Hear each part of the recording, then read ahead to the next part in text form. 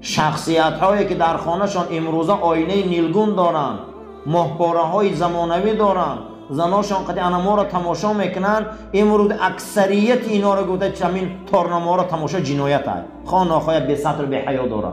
اینا امامتی نکنن مردم دارن، برای که امام باید نمونه باشه. شب قدر در بیخ کعبه دستا را میبردارن، 2 ساعت دعا میکنه امام حرم، اما یک دو نمیشه.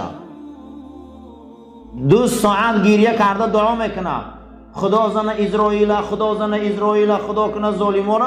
اگر نگاه میکنی که بابا زیادتر میزنه فلسطین. برای چی؟ برای آنکه اینها را درون خانه هاشون بزیبن. اینا اون امامایی نیستن که از قفاشون حتی که حضرت عمر پیش یک جوان میبیا میگه میخوام که فلانی دختره برای من آساقالی کنی حضرت. گفته مادری و قدمی خوب نیست، یا دخترش من دوست میدارم، تا شرط اینه که 40 روز از قفای من نماز میخونی.